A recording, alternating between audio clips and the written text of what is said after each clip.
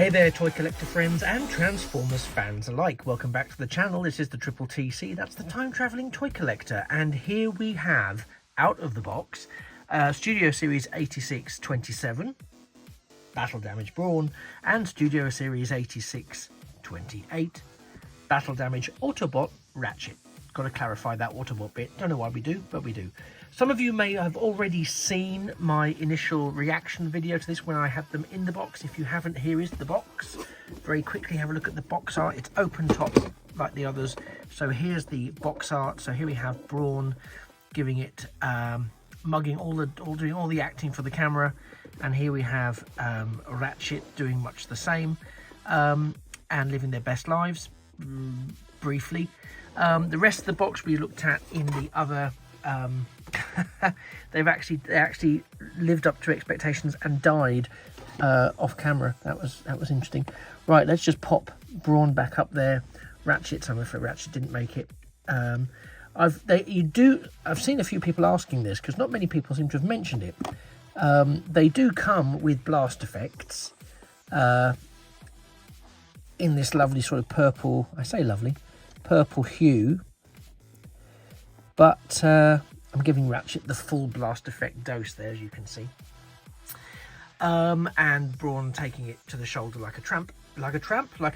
Sorry, what an unfortunate misread.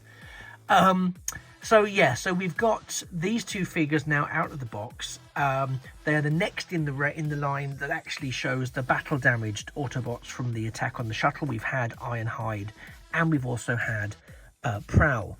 Now Ratchet, as we know, is a retooling, redeco of Studio Series Ironhide, and Brawn is this Brawn is a minor retooling of Studio Series 86 Brawn.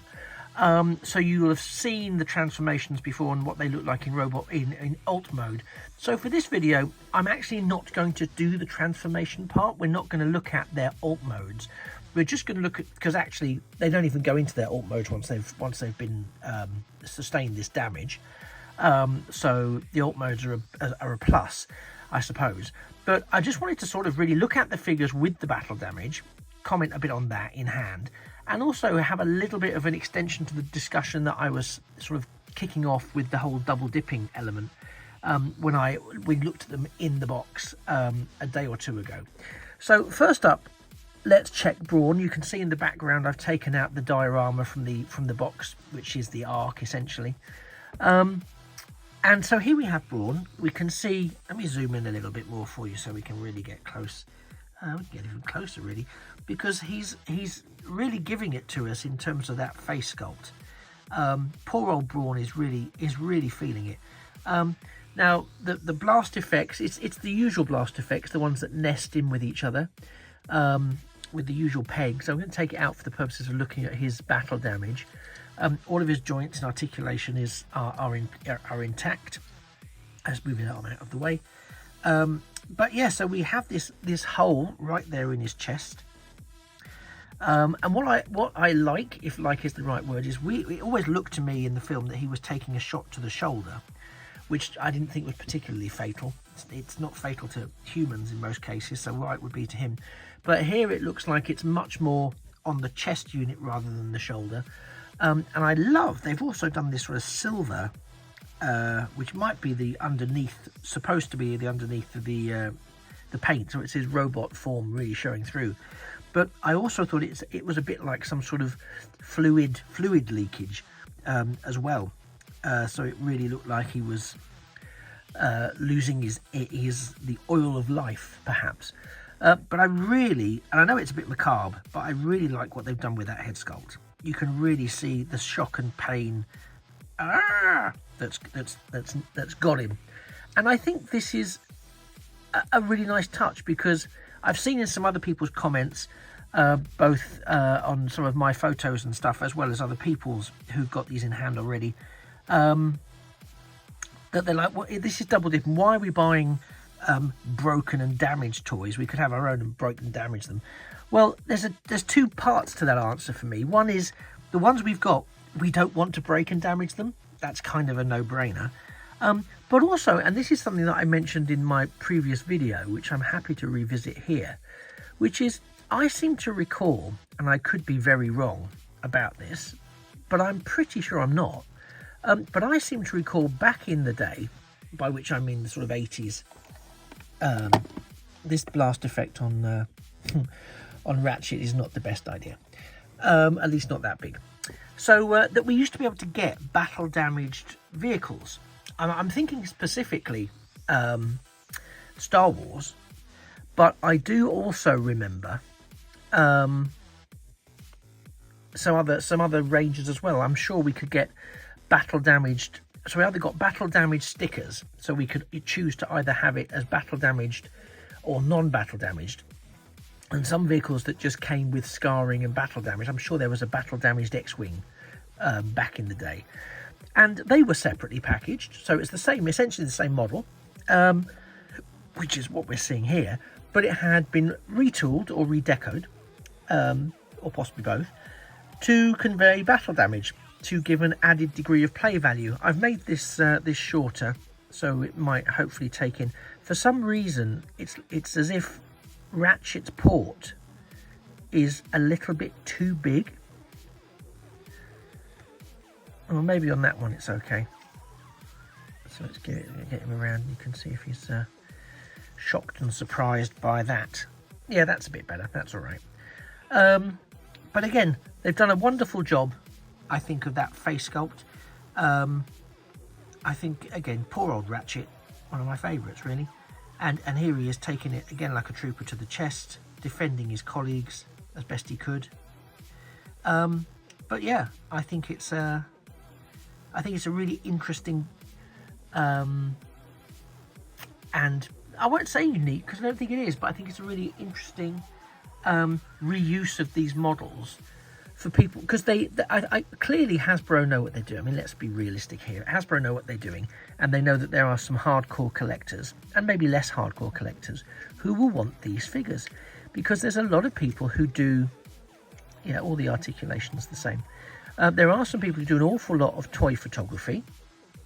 There are people who recreate sequences and scenes for their own personal displays at home, and you don't want to smash up or break your existing figures. And now you don't have to. You can actually get those figures that were damaged in the show itself, and you know, here they are pre-damaged for you. And the beauty of it is, if you then want to go and start messing with the ones that aren't, you don't have to go, oh dear, but I've damaged them. No, you haven't. You've got both. So it is double dipping it to an extent, but I would also suggest, and this is purely my point of view, and I appreciate that I'm in a privileged position to be able to double dip, although to be honest, I nearly didn't, and this was a sort of surprise drop ahead of a convention in the UK where Hasbro and In Demand Toys, which is an online retailer based in the UK, were having a stall at the Comic Con, and this was one of the things that was available there. So it also became available online simultaneously, so that's probably why some people are seeing it ahead of other people getting it in hands, and certainly how I've managed to get it. But I think that, you know, the level of detailing that we see here with the damage to the glass, and again we have, much like they did with Ironhide, the Studio Series 86 mainline figure. Mainline's not fair, because this is mainline. I should say, you know, online, as in he's still online figure, is the transparent plastic, whereas here we've gone to that sort of painted blue windshield, and other windows that we can see there, and the legs that would become so in the transformation. So I think for me, it isn't double dipping, because these are adjusted and adapted modes. So for me, this is a different figure, and I think the head sculpts are really well done. You know, I think it's really great. And again, I'm not going to wax lyrical about this for absolutely ages, because I think I've made my point. And again, as I say, I'm not going to bore you with their alternate modes, purely because I don't think you need me to. You know, you've seen, let's just sort of pan out a little bit there.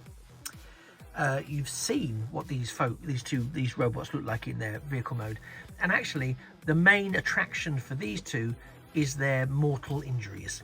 Let's be blunt. It's their mortal injuries that are attracting people to this pair, and I totally get it. I totally understand it, because it does help you to have that complete collection, you know.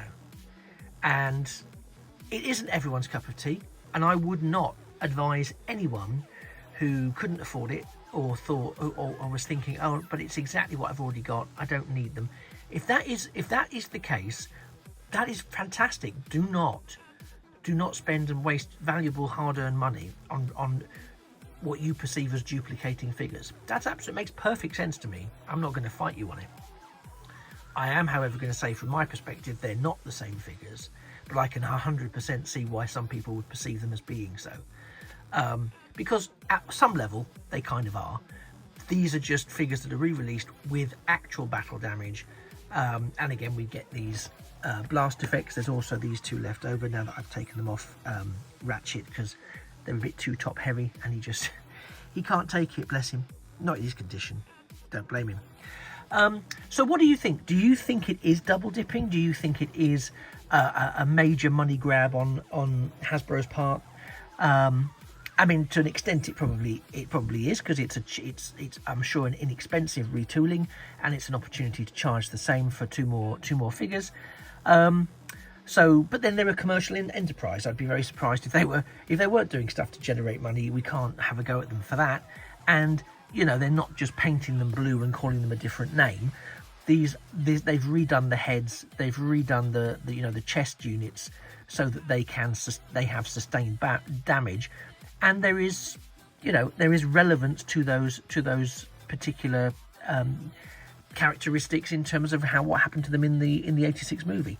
So for me, I'm kind of glad. Do I think it's morbid? Yes. Do I think it's traumatic for some people? It very probably is.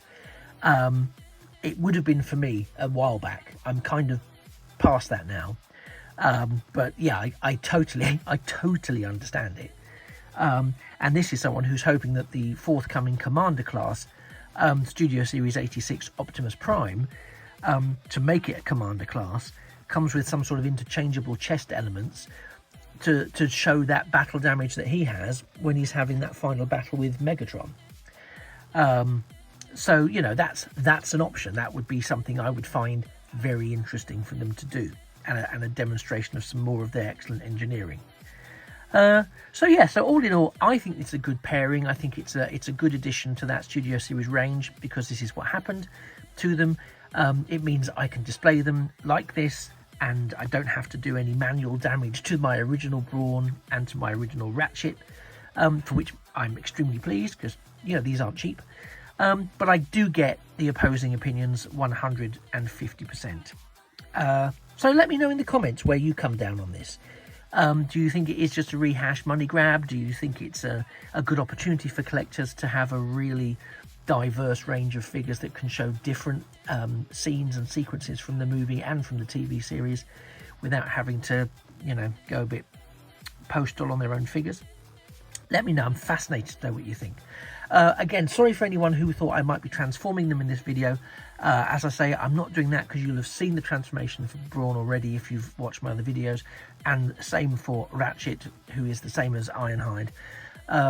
If you haven't, check out the Brawn video. The Ironhide one that I think is already published is the one where he's in the two-pack with Prowl, where he's got the battle damage like Ratchet. So you can check that out, and you'll see what they look like when they're changed in their battle damage. So it just remains for me to say thank you very much for sticking with me for the last quarter of an hour. I know how important your time is. Thank you for spending it with me. If you enjoyed having a look at these figures, then please like the video, and whilst you're there, a subscription to the channel would really make all the world of difference to me, because it helps me get towards my next subscriber target, and that would be fantastic. Thank you for sticking with me. Thank you for sticking with Transformers. I hope to see you in a future video or a past video. And I have been the Triple TC. That's the Time Travelling Toy Collector. This has been Studio Series 86, 27 and 28, Brawn and Autobot Ratchet. And all I need to say now is that a thing of beauty really is a toy forever. Take care. Bye-bye for now.